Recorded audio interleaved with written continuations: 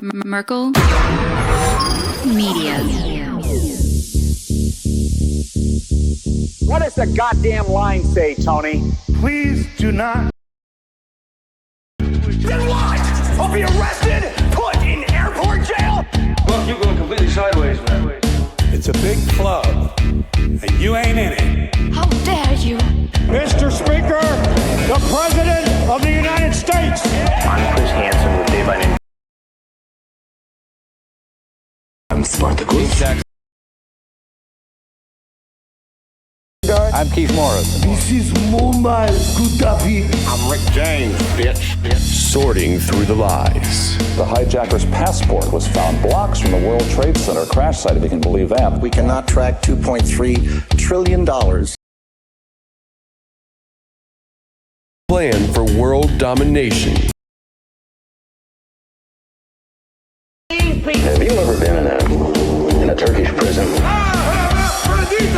Swangles and Fort Lauderdale? I have sent 6 of my Libyan missiles to blow up the Sears hardware department. Nothing could be more fun than jumping off a cliff with 2 German bisexuals. Oh, you English are so superior, aren't you? Thank you, comrade. And now, macroaggressions. That's what assholes call it. With your host, Buddy, I don't know who you are, but you're about to get chlamydia. Charlie Robinson. Hey, Whitey, where's your hat? You want to drop the blame on Charlie and say it's all Charlie's fault. He was a retard. I get some goddamn diuretic.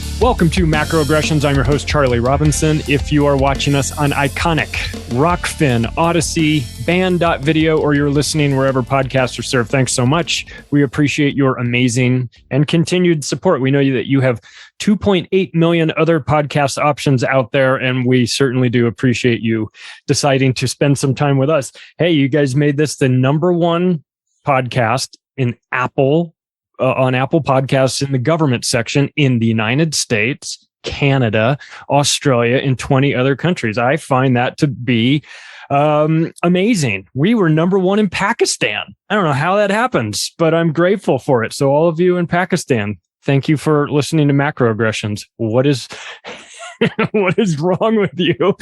It's so funny that this is global. Because for the first 50 episodes, I was pretty much convinced I was talking to myself. So thank you all for being involved in this and sharing the great news. Hey, thanks to our sponsors as well. My Patriot Supply. Never have they been more important than right now in this moment, what we're going through. It was always like theoretical. Well, get some food, store up with some supply food, just in case. And that had always been this, well, it'll never actually get here. Well, I don't know. I hope it doesn't, but it might. It seems like it's getting closer and closer. We've got supply chain issues. We've got food processing facilities exploding or getting hit by airplanes or both. We have Joe Biden making decisions that can best be described as nonsensical, and we're having real supply chain issues. Ports are backed up. China won't ship anything. Russia's mad at us. Who can blame them? There's a lot going on. So I'll tell you what, this is a situation where we should probably all be early rather than late. If you're thinking that you want to take care of this all with one, 10-minute session on your computer, you can go to preparewithmacroaggressions.com and see what they've got. They'll give you discounts on 4-week supplies of food, 3-month supplies of food. They've got water filtration, air purification, survival coffee, whatever that means. They've got it all there. So let's take advantage of this seemingly relatively peaceful, maybe calm before the storm, and take care of this for yourself. Maybe you buy some and have it shipped to your family who don't live next door to you, or maybe you've got friends that think you're a little bit insane, but you want to hook them up with some food. I don't know. Let's just be prepared. That's all I'm saying. It's better to be a month or two early than a day or two late. So, and also thanks to our other sponsor, C60 Purple Power. We love Ken Schwartz, the founder and chief scientist. He's been on this show before. I do podcasts with him up in the mountains where we talk about Bigfoot and crazy things like underground tunnels and all that stuff. So if you're interested, you can go to shopc60.com and find out what C60 Purple Power is all about. It's the most powerful antioxidant known to man. Did you know that? The guys that discovered this, the C60 molecule, they wound up winning the Nobel Prize for it. It's kind of a big deal. And it is a free radical scavenger. It goes through your body, finding free radicals and neutralizing them and then resetting itself again and again. Go to shopc60.com. Use the promo code MACRO, save yourself some money, or at least just go to the website and read about it. It's an unusual product that most people have never heard of, but if you're listening to this, then you're probably unusual yourself. So check it out. shopc60.com, promo code MACRO. All the links will be in the description. I don't expect you guys to have pencils and pens as you're listening to this. If you're taking notes on a podcast, I mean, I guess good for you, but maybe have your head examined a little bit. I don't know. Let's see. Well, one of my favorite people in the world is going to join us again. We met through Greg Carlwood, who made the introduction, which I was grateful for. Anarchapulco a couple times. He's the host. He's the host at all of the conferences you go to. Anarchapulco, Red Pill, wherever you go, you're going to see Benny Wills. It's Benny, everybody. Good to see you, Benny. How are you? Hey, good to see you, Charlie. Glad to be back. Thanks for having me on. And I apologize in advance for my the set that I'm working on. We're on the road right now, my family and I, and we're in a house full of 8 children. So there's a chance a small child could run in here at any minute. There's no lock on the door. They don't know I'm in here. This is their homeschool room. So anyway, just give me a heads up. It's fine when we're interviewing you and like a small child runs by. It would be really bad if we interview some of the other people that I discuss on this show. Those people tend to have bad history with children. But no, listen, I appreciate you coming by. We talked about one of the things that you, I guess I would say, if it defined your career, be it as an actor, as a presenter, as somebody, as a poet, a performer, you work very closely with words, the meaning of words, the importance of words, the importance of how you say the words that come out of your mouth, the inflection, all of this. It's very subtle. And it seems like in America these days, there has been kind of a war on words. And last summer, in the summer of 2021, the House of Representatives, we're in the middle of all kinds of things going on, all kinds of things that aren't good, but they chose to prioritize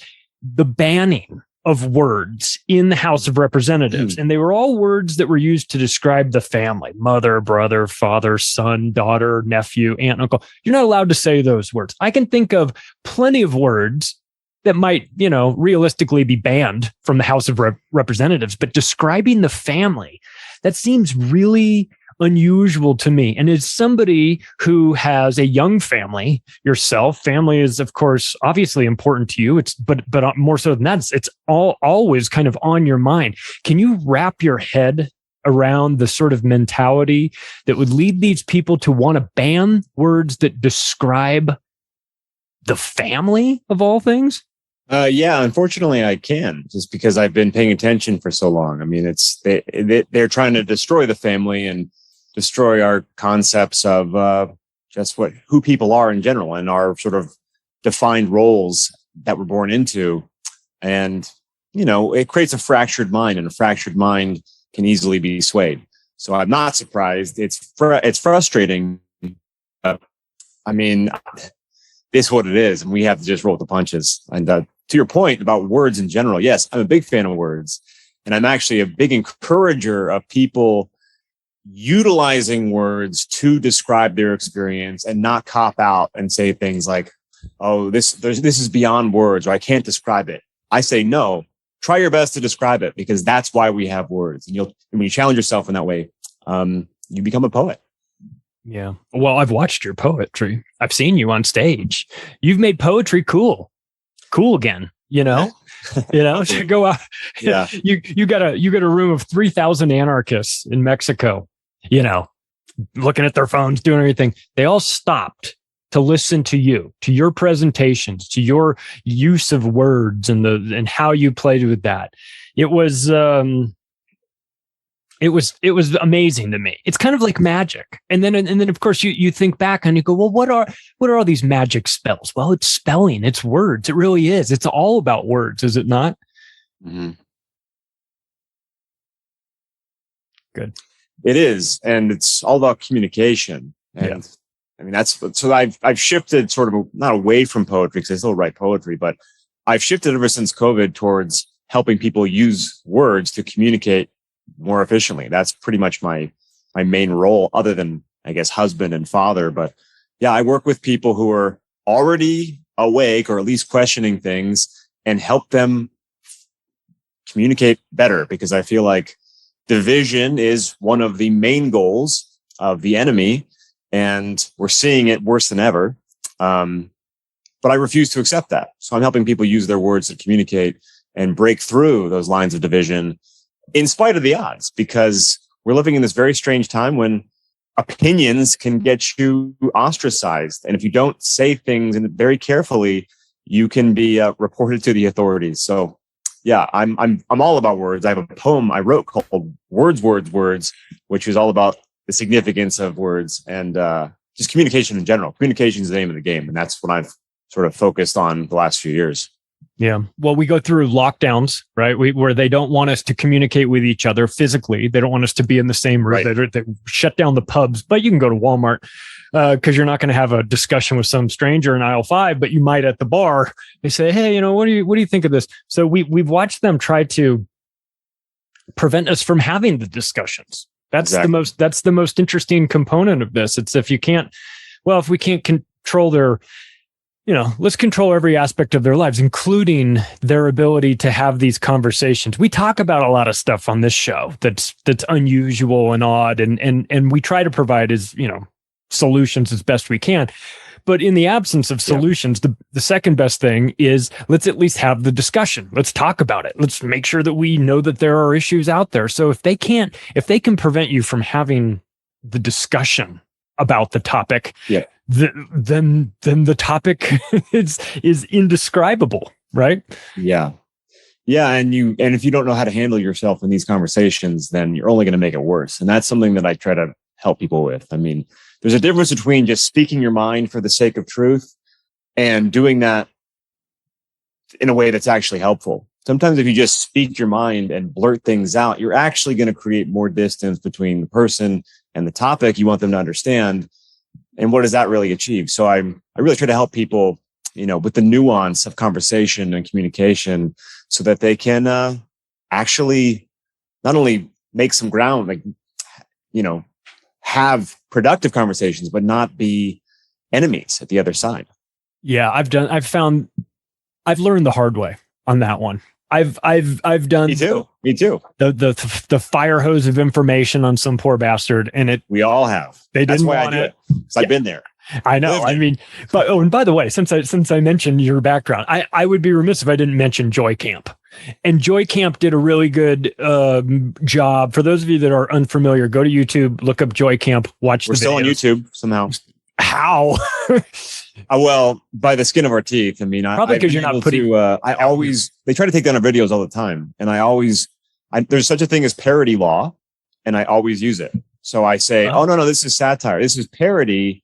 I'm actually just making fun of the situation, and I'm pretty sure it's bots anyway who take down videos, because the response back is always like overly nice. They're like, "Oopsie, we made a mistake. Sorry about that. The video's back online."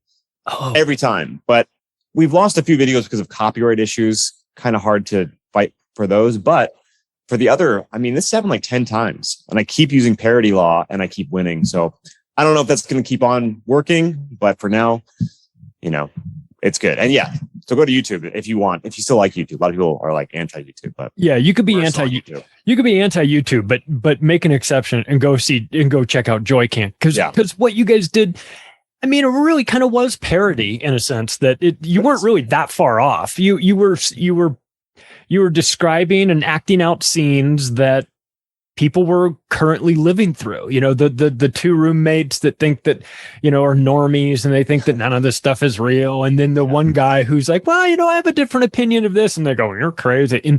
And we've all kind of been in those situations. Any of us that are in this truth community, we've all made the mistake of unloading on somebody that wasn't ready for it or didn't ask for the information. And I did that I brought up 9/11 at Thanksgiving in like 2006. And man, I just watched that whole table turn on me.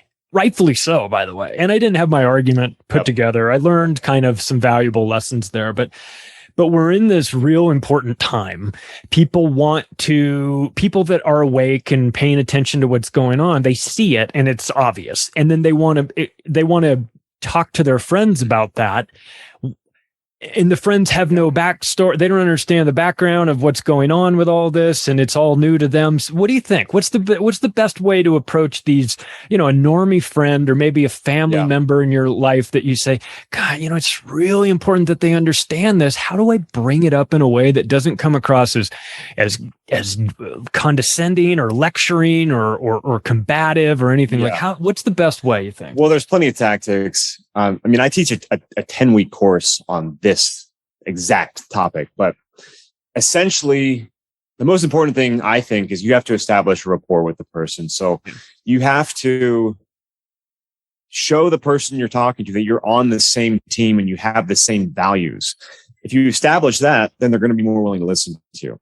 And then it's really about, it's like reading the room. It's like a dance. You have to go with the flow and not get too carried away. It's really easy to let your emotions take over. And if someone is listening a little bit, you'll say too much.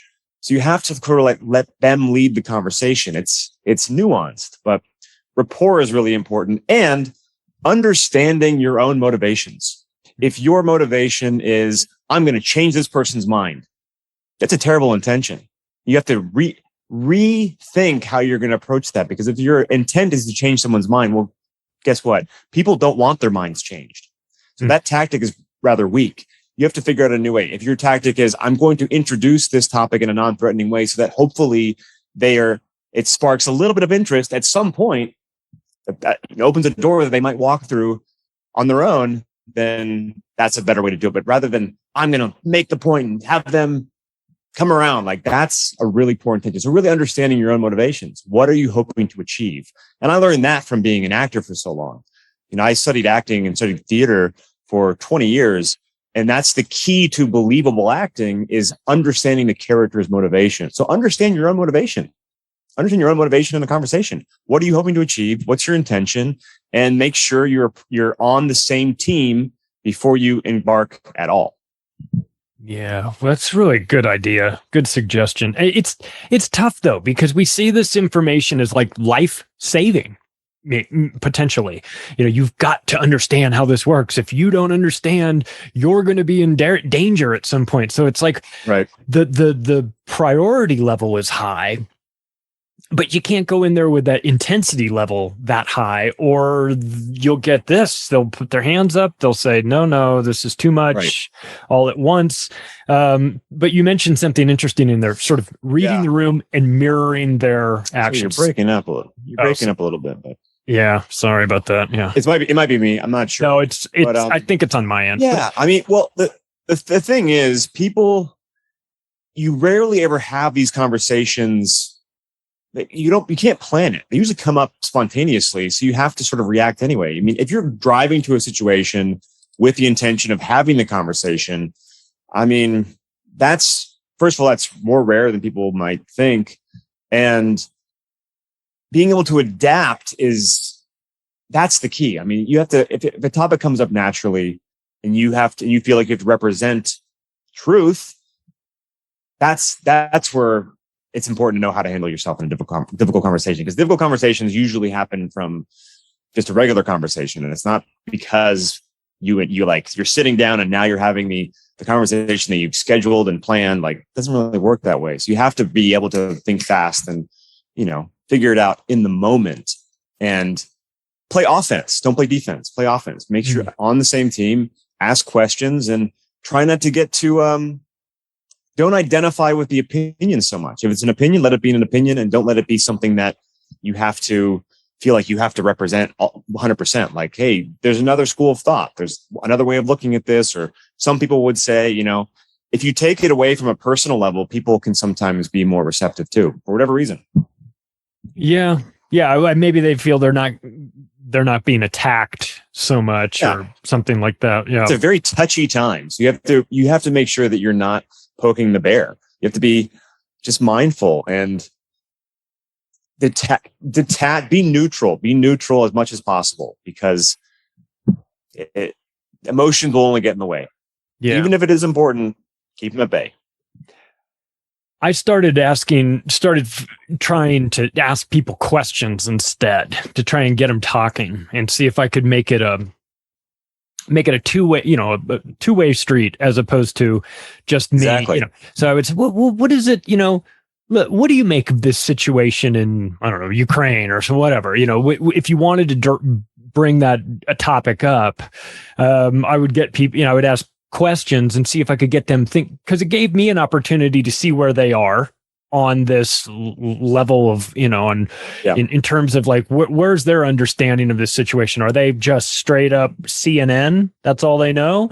Or have they really thought about this? And what I found, surprisingly, was that a lot of people, when you ask them questions, they didn't really know much. I maybe assumed that they knew more about the situation than they did. Exactly. And then I found myself saying, oh, well, let's go back to the beginning and let me explain where it is. And that questioning of people, it just, to me, it gave me just an idea of sort of like what their baseline level of knowledge was. Correct. That's the other thing. So we're living in a time where critical thinking has been all but removed from our ability to process reality. So sorry, I'm distracted. There's little kids making faces at me behind the door. But we are talking about communication. No critical thinking. People have emotion-based opinions for the most part. Who disagree? Who you are more likely to disagree with? They have emotion-based opinions. So you can help them understand their own opinions better, I guess is what I'm trying to say. By asking questions, you are helping them understand why they believe what they believe. But you have to be careful with that, because they can be very offended if you again, if you're a little too leading with it, they can get really frustrated. And if they start getting emotionally involved and frustrated, that's when it's time to soften, really retreat. It is like a dance. And you can also, people show you the boundaries. And if a boundary gets too heated, you probably don't want to keep crossing the line. Maybe, again, circle back to the rapport, get back on the same page, remind them that, hey, we want the same things here. And I can explain how. But you can help people understand their own belief systems sometimes, because people's opinions are usually rooted in emotion and not reality. We're in the post-truth world. We are beyond logic. We are beyond facts. We are in emotion-based ideas.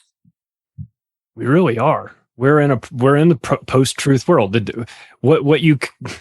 It's all about what you feel. How do you feel about this? How do I feel about this story?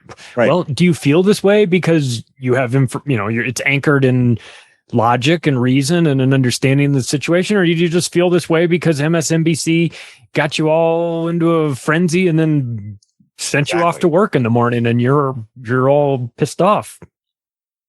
If it feels true, it is true. That's where most people are at. And I also encourage you, maybe I should have said this first. Stop having conversations online. I mean altogether. I think that social media has almost single-handedly ruined our ability to communicate with each other effectively. And your facts, your articles you're trying to cite with the links and the videos, with someone who doesn't want to hear you, it's not going to work. It's only going to make it worse. So if you really, really want to have that conversation with your brother-in-law, either pick up the phone, not my preferred method, but have the conversation in person. Don't do it online. That's only going to make the situation worse pretty much 9 out of 10 times, if not 10 out of 10. Yeah, that's really good advice too. And I mean, I've never been able to change somebody's mind on Twitter. It's not going to happen. I think it might actually be impossible. I think it rarely ever happens where someone like sees the links you shared and they're like, wow, now I was so wrong. Because the other thing is, people don't want you to be their teacher. That's a fact. Because they don't want to be seen as ignorant or uninformed.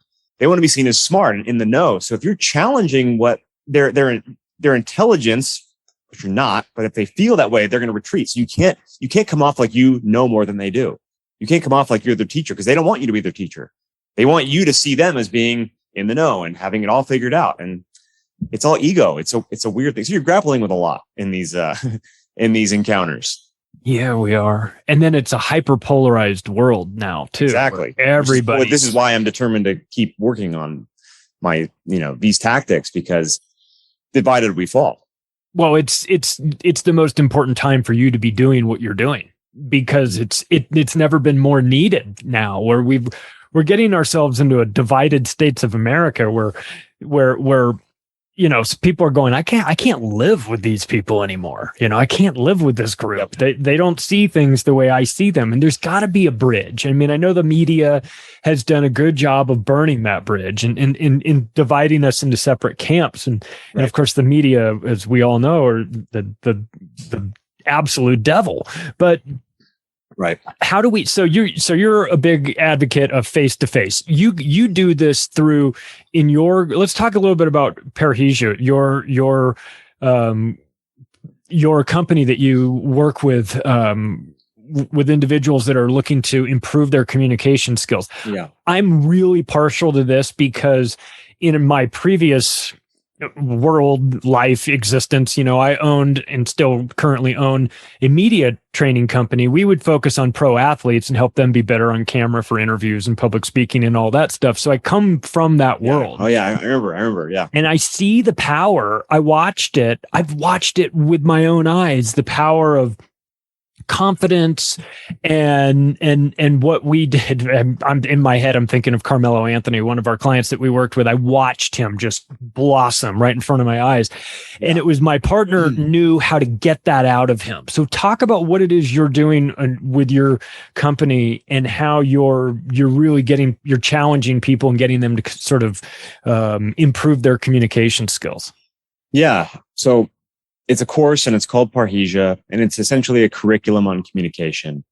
And I'm helping people first and foremost, just remember who they are. I mean, a lot of it comes down to self-confidence. And when you're self-confident, when you really are comfortable with who you are in these situations, it makes all the difference.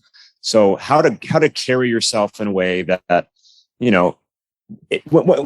guess when your confidence is high, sometimes those conversations you feel like you need to have, now all of a sudden, you know what? I don't think I need to have it. Or if you do need to have it, now you have the strength to have it. So I really help with people's confidence. I help with people's charisma. So essentially, I go from the outside in with the course. I start with how to speak in front of a crowd, because still, most people's number one fear is public speaking. Mm-hmm. People are more afraid to speak in front of a crowd than they are of, let's say Klaus Schwab. Seriously, this is the thing. People really don't feel comfortable speaking in front of crowds. So I start from the outside in. How do you get comfortable speaking in front of a room full of, say, 1,000 people? And from there, not only how to conquer the fear, but how to be interesting while doing so. What are some keys to being interesting? Like literally being someone who the audience will remember. And then from there, I keep distilling down. So it goes from a big group to a small group, and how to handle yourself with strangers, how to handle yourself with friends and family or authority. And then beyond that, it goes into how to express yourself, how to use communication in a way that's creative, that is not only therapeutic for you, but can also help others. So how to find your voice creatively. So again, it's like, so from a big group to the individual, and then through self-expression. It's all things communication. It's so necessary too.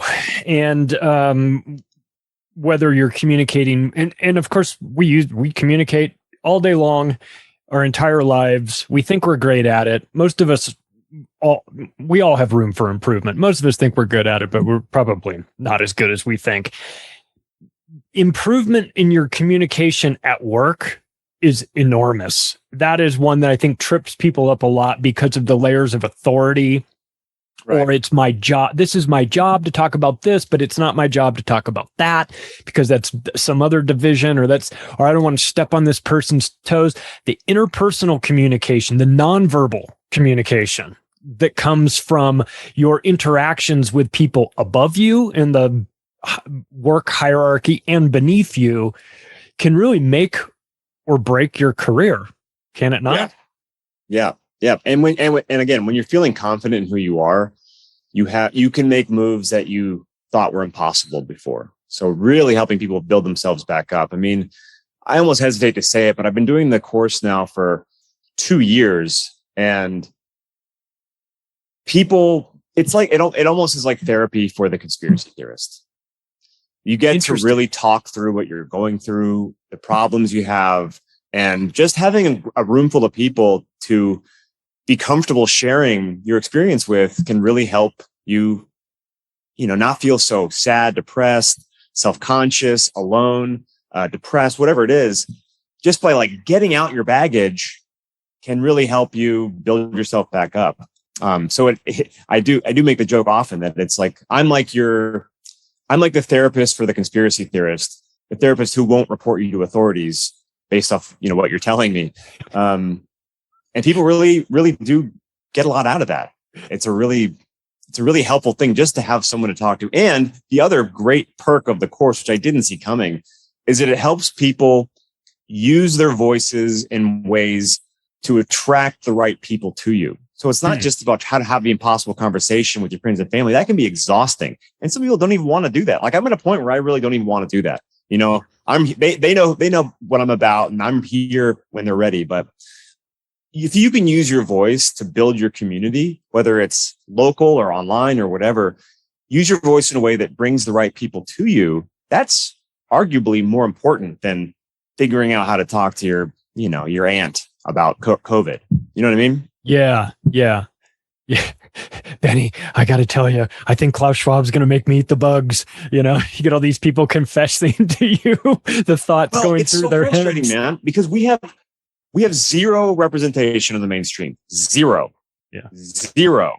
So people feel alone. A lot of times people feel really isolated and feel really alone in their beliefs. And when all of your coworkers or all of your family are doing something different than you, you can feel like you're the only one. But I know for a fact, I've traveled all over the world, and I know for a fact that people are questioning things everywhere. We are, if not the majority, we are a strong minority. And it's happening more and more all the time. The bigger the event, the more people, start thinking. So we have to find each other now more than ever. And using your voice, having the confidence in yourself to put something out there, project to the world that helps you become a beacon is essential. Community is how strength in numbers. Like this is how we win. We band together. Yeah, it's really true. We've got this battle. We've got this groupthink component to our society that will believe anything they're told. We've got this individualist type group that question everything, but we're maybe sometimes a little too individual.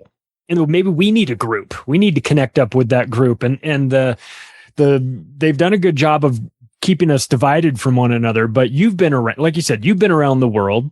You've seen that people are thirsty for this knowledge, right? Like that we're, no matter where you go, no matter what the language is, people want to figure out where they stand. Like, what's going on with our government? What's going on? How is my family going to manage this? What have you,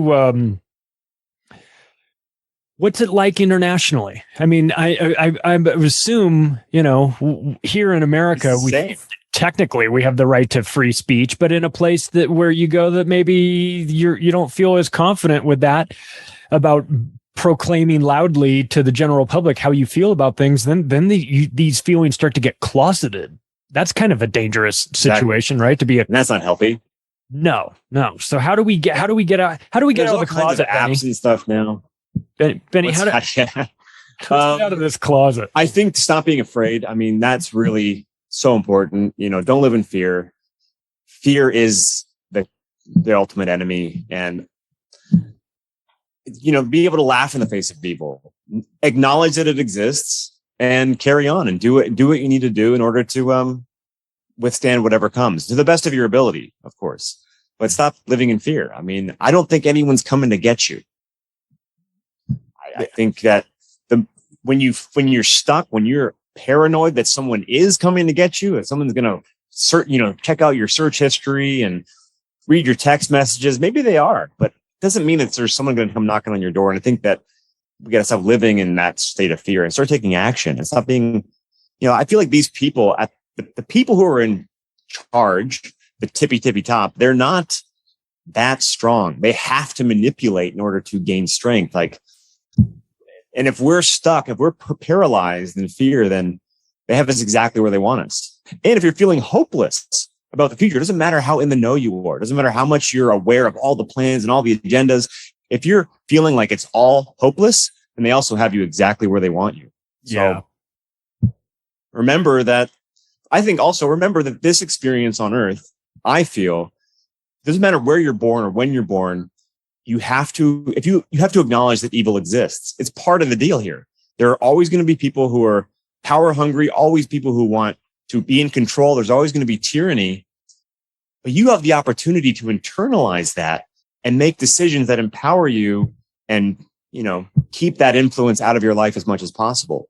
Yeah. And then you're a leader, and then people will be, and again, like I said, you're a beacon, and, we can make the system obsolete. But maybe I'm just a dreamer.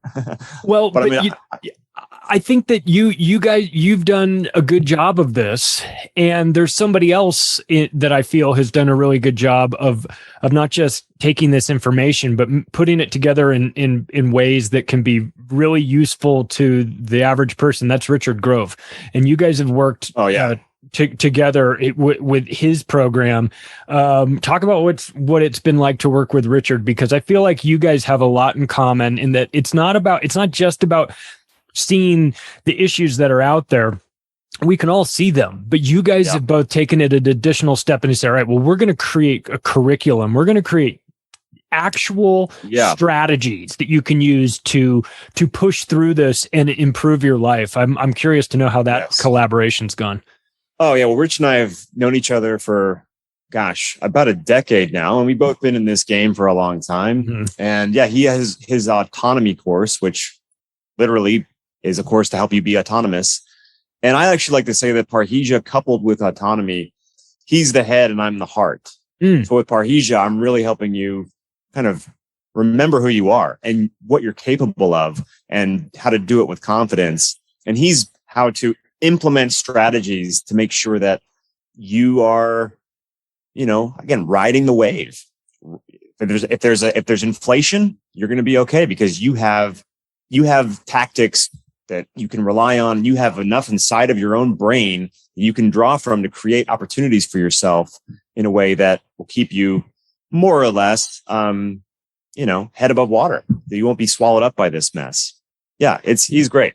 Rich and I have definitely been working pretty closely for the last couple of years. And, I highly recommend autonomy and his knowledge in general. He's an amazing researcher, and he's also excellent at Parrhesia. And the word Parrhesia means to speak boldly and freely and also speak truth to power. And he's one of the best at it. He really is. Yeah. We had a great conversation here a couple of weeks ago talking about his 9/11 experience, which is wild. Wow, a mind blower. Yeah, if anyone hasn't, go back a couple episodes, you'll find Grand Theft World Richard Grove. Listen or watch to that episode, and it'll blow your mind. That guy very rightly should not be here. The Cliff Notes version, people, is that he was supposed to be in the tower. Like that's all you need to know to start you on that. But he was supposed to be there, and he wasn't, and that created this whole other life path for him.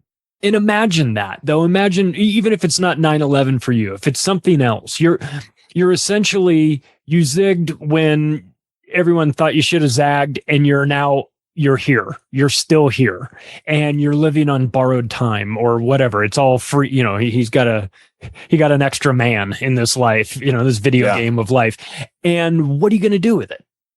You're going to go, you know, I mean, you could either destroy you with guilt and what ifs and all that, or can be the fuel that ignites you and takes you into some new stratosphere. And you guys have done, I mean, I feel like what you're doing is, you know, it's easy for us to just talk about this stuff, but like for you to actually show people how to do it. This is, I'm not just going to tell you, you know, go up on stage and imagine the audience naked or whatever. No. Like you have you have a lot in common with my business partner that does the media training. Same thing. Hardcore acting background, went to Northwestern, you know, has that, you know, stage presence and all that. It's easy to him. It's uncomfortable to me, but you have sort of a step-by-step plan as, you know, you have a strategy for it. It's not just exactly. Yeah. I know how to, I take what I learned from doing 20 years of performance and stage, not just acting, but like stage performing and just being on stage with being also a conspiracy guy for the last 20 years and how I've been able to maintain relationships with people who are completely on the other side of the fence than me. And also as an artist. You know, what I've learned, what I've seen, how I've seen art, or what the effect that art can have on someone's, you know, viewpoint. I've seen all that. I'm living proof that artistic expression can help people to think and even change someone's mind. And I take all of my life experience and give it to you in a nice little package of, and 10 weeks sounds like a lot, but it's really not. I mean, my entire life experience basically summed up in 10 hours, essentially. Yeah, it's amazing. Look, you don't have to be somebody that's going to be on stage giving presentations or anything like this. Our whole lives are about communication. You're always, you know, it's like I worked in sales for a long time, and it's like we're all in sales. You know, on some level, you're selling yourself to a friend or a you know, somebody that you're interested in, and you know, and communication is the same thing. It's fundamental here. You can't escape. And what people see if they take the course, what they'll see is the tactics that I teach you for conquering stage fright can be applied elsewhere. I mean, I'm just giving you a framework. So the course is not a public speaking course at all, but public speaking is an aspect of communication. And what you can learn from refining your technique as a public speaker can help you refine your technique in conversation and confrontation and all other ways of communication. Yeah. Well, one interesting method of communication that you've been partaking in lately has been the meme world, the memeing, and how funny that we can seem to change people's minds, or we can broach a difficult topic with one image or maybe a series of images or something like that. And we can do it in a way that's so delightfully subversive in the sense that nobody really expects the meme to change their life. And yet it can. What have you been doing with memes? Yeah. Well, I host a weekly meme show, and I've been doing it for 2 years now on my YouTube channel. And of course, I also have channels on Odyssey and BitChute and Brighteon and maybe even some others at this point. I'm not really sure, but I'm everywhere. But there's a meme. I do Meme Monday every Monday because, well, it's a good way to have consistent content. There's never a shortage of good memes. And I mean, let's be honest, like memes are where comedy is now. Comedy, mainstream comedy, dead. Hollywood comedy, dead. Memes are actually really funny still. So I really embrace the memes and I offer them to people in a nice, you know, a show format. And then I offer them a zip drive full of all that show's memes the next day. And it's true. I mean, memes can sum up, I'm talking about communication. A meme can communicate a big idea, and especially like a double standard, which we're in this world of double standards, in one image, and do it hilariously. coming from a comedic background, I love that. And also, let's face it, I mean, memes are the best thing on social media, hands down, period. Yeah. So it's the best place to find comedy, and it's the best thing on social media. And I've naturally, I think, decided to do a meme show to honor that. Well, it's funny because you said that like social media is, it's poison for our communication, our interpersonal communication. But the memes it gets an exemption here because they have the ability to convey a boatload of information, ideas, or get you thinking just in one picture. And I found that to be, I think maybe it's the best thing on Twitter. That's for sure. That's not really hard to do. Who would have thunk? I mean, I didn't see it coming, but memes have turned into one of the best tools we have as far as, changing people's minds, changing the world, whatever. Like memes are vital to what we have established now. Given the situation, the circumstances, memes are absolutely essential to that, to our fight right now. Right. Like Jason Bassler's got this hat that says like meme veteran, with like the he's Free Thought Project, right? He's got a lot. They do good memes. Yeah, they do great memes. Yeah. How are things? You travel, you go to all these events, you talk to the truth community. How are things going in the truth community these days? Do we have a different name for it? The truth community? Things have changed a lot in the last couple of years for me. I mean, I have 2 young sons. One is 19 months, and the other one is 7 weeks. So they're very young. So I haven't been traveling as much in the last couple of years, especially with COVID and everything. Everything got weird. But the truth community for me has really been immersing myself in my class. So I've had 3 seasons of Parrhesia now, and I've been dealing more with, I guess, people who don't have big platforms. Whereas when I was a speaker or an MC or a performer, I really developed a nice sort of international community of colleagues. And now I'm really dealing with the people who are, the audience members for that, the subscribers. And that's my truth community right now. And it also just keeps showing me over and over again that it's people of what I love about conspiracy theorists is that there's no stereotype. It's any age, gender, and anywhere in the world, it's anybody. So when the media tries to like whitewash us as being one thing, it's hilarious because it's literally anybody, anywhere.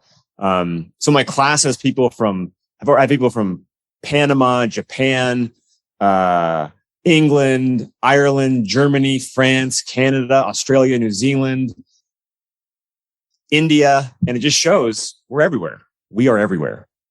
It's true. I have this, if you go to like chartable.com, that it ranks all these podcasts, and I have no idea how their algorithm works or what the criteria is or whatever, but it'll show you where like people, like what your rank is in these countries. And I'm looking around and I'm going, I'm huge in Estonia for some reason. You know what I mean? Number 1 in Turks and Caicos, almost always. I have no idea why that is. It shows me, it makes me laugh, of course. It makes me feel good too, like the ego part. But it also, at the end, I just go, how does this work? I guess the desire for truthful information, or as truthful as you can get, the desire to try and figure out where we are, where we stand in this world is universal, right? Much like language, just universal. Yeah. And while our friends and family are being told to stay home and just watch TV, and when you go outside, wear a mask, that's the sad reality. When you meet someone who is of a similar mindset, and we shouldn't all agree on everything, that'd make for a dull experience. But when you meet somebody who is a critical thinker, who is questioning reality, a truther, for lack of a better term, it's instant friendship, instant connection. You just vibe. I've been traveling through Tennessee the last few days, and I stay with a subscriber. A subscriber let me stay in their extra room, a total stranger, and let me borrow his truck for 3 days so I could drive around Tennessee. And we had a get together that night, a barbecue. I met other people who I'd never met before, and we had the best conversation. It lasted for hours. And it's just that instant thing, which is why, again, I encourage people to use your voice to attract people to you, because there's nothing better than like connecting with other like-minded people. It is, it's thrilling. it's necessary. And necessary. We've been so disconnected. Exactly. Whether, like you said, we've been stuck in our homes, and not all of us really pay attention to that, but still there is a level of top-down disconnection being forced upon us. I don't think that's accidental. I'm sure you probably don't think it's accidental either, but we can break through that. And the way to break through that, ironically, is to come together with people that you don't even know, people that you've never met before. I get emails all the time from people that have questions about things and unusual things. I live in Australia. What do you make of this? The fact that this is now an international community, is just amazing to me. And like you said, you've been doing this for a long time. You've been deeply involved in this, and you guys have a high profile, especially with Joy Camp. You guys were, everyone sort of knew who you were, and then we go to an Acapulco, and everybody knows Benny. Everybody knows Benny. That's funny. And this is. I found, I don't know, tell me about how you felt when you leave in Acapulco, but the times I've gone, I feel simultaneously sad that I'm leaving this unusually amazing experience, and also energized, where I feel like this is a community. This is a really great community. I want to drag some of this into my real life back home. How do you feel when you leave these events? I always feel like I've gained new friends, which is what it's all about. And I encourage people always to go to truth, freedom, liberty-minded events if they can. Even if you think you're going to disagree with some of the topics, that's okay. Again, the nature of a truth seeker is that you're going to disagree with someone else who's seeking truth on something, because you're literally, you've opened up you've opened up the floodgates, and everything is, how should I say this? Nothing is off limits for investigation. So naturally, we're not always going to have the same ideas about things. Let that go and just take it in. And when you're just immersed in a situation with people who are critically thinking, it's quite exciting. So when I leave those events, I feel sated, and I feel excited to see what happens from the relationships I make, because man, some of the people I've met at these events, even people I've only had one conversation with, a few years later, they'll become one of the most important people in my life. And I would have seen it coming had I not had that first conversation. So the friendships, the people will make all this worth it. The best thing that's come out of my online contribution and having a platform and speaking at events is getting to know the people. So yeah, I love going to events. I haven't been able to go to as many because I'm a father of 2 babies, but yeah, I love them. We have anything planned? What's going on tail end of the year for you? Man, I don't know, man. We are figuring out what's best for my family. That's really my priority right now. I'm not in a situation to leave my wife and kids behind because they're too small, and it's too much for my wife to handle on her own at this point, just because they're so small. Yeah. So I have not been seeking out opportunities. I've been turning down opportunities, and we're really trying to figure out where the best place for us to be is. So we are, I don't know where I'm going to be at the end of the year. So yeah, really figuring out family first for me right now. And of course, business second, which is Parrhesia. So anybody's interested, that's where my focus is. So it's on family and on making and helping people. Because I'm going to put the links in the show notes for people that want. And I'll have a discount for your listeners. Like I said, macro earlier, macro it is. You type in macro, you get a discount on your purchase. Perfect. I'd love to have you involved. And the best way to get involved, to be in the know with anything for me, is to get on my meme mailing list. So if you want to be my meme mailing list, you get memes delivered to your inbox and maybe the occasional update about the course. And I'll give you all those links so that your audience can have them if they want them. And you might have to loan them your truck for a couple days. Not a requirement at all. And unbelievable, like the generosity I experience from people who I've met online, is amazing. I'm humbled by the generosity of people. Yeah. I've met the greatest people that I've met have been in this alternative media community. Some of the content. That's why we have to laugh at the perception that people have of us. I mean, or the media tries to portray. It's ridiculous. I mean, truthers are the kindest, most open-hearted, most intelligent, most well-read, generous people you'll ever meet, for the most part. So we're just trying to be portrayed as like crazy and hate speech, whatever they try to throw on us. It's just laughable. So we have to laugh because because laughter is the best medicine. I totally agree. I always try. I mean, I understand that we're talking about some serious things that have real world consequences and are very important and serious. But if you can't laugh at some of this insanity, you're really going to wind up internalizing it. And maybe I think it's going to work as poison to your soul. I mean, it's Klaus Schwab is funny.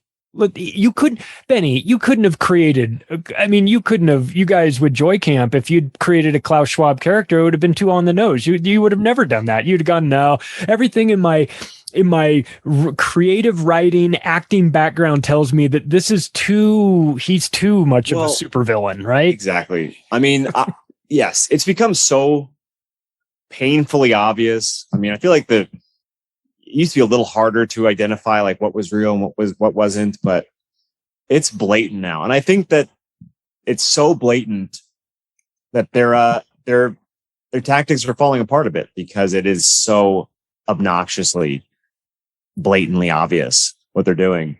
And once you see it, you can't unsee it. Once you tug on that thread, you can't tie it back up. So I think it's a matter of time. And again, this is why it's important to build community, because it can feel like you're all alone and perception is reality. But I think the people who buy the whole mainstream package, it's less and less all the time. We're made to feel like they're the majority and everybody's on board with all this stuff. But no, I mean, most people are going along to get along, and we're being sort of bullied into submission. So, I'm all about fighting through that. And like, you stand up, don't be afraid, and find people like you. And together you guys can make a difference. Like, it is about solutions now and preparation, because who knows what's going to happen. But I think there are more people than you might think who are questioning things just like you. And I guarantee there's someone within 10 miles, at least one person, if not more, who is on the same page as you, wherever you are. I agree. And speaking of memes and Klaus Schwab, I saw one a couple months ago that was perfect. It was just a picture of him in all of his regalia, his galactic emperor outfit and everything. His Emperor Palpatine. Yeah, exactly. And it said, if only there was a way that we could identify the crazy, insane people, and exactly. That's really where we've gotten. We've got Klaus Schwab right in front of us with the German accent, and we're supposed to pretend like he's not a cartoon character. Right. Oh, and then since you brought that up, I also want to let people know that if you have memes you want to share with me, email me memes@bennywills.com.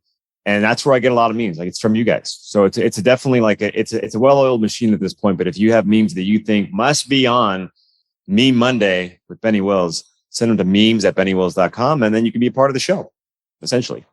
That sounds like a great idea, everybody. Hey, that's Benny Wills, everybody. You know him. You love him. You see him everywhere. We appreciate you as just a regular human being. We appreciate your amazing ability to convey your information to people in a way that's hilarious and informative. We love that you love the fight, and we appreciate you so much, Benny. So thank you thank you, Charlie. It's been a pleasure as always. Appreciate you having me on. Well, I appreciate you being on. And if you guys like this episode, you can take the additional step right now of sharing it with your friends and family. You can follow me on Twitter @macroaggression, and the website is theoctopusofglobalcontrol.com. We will talk to you all soon.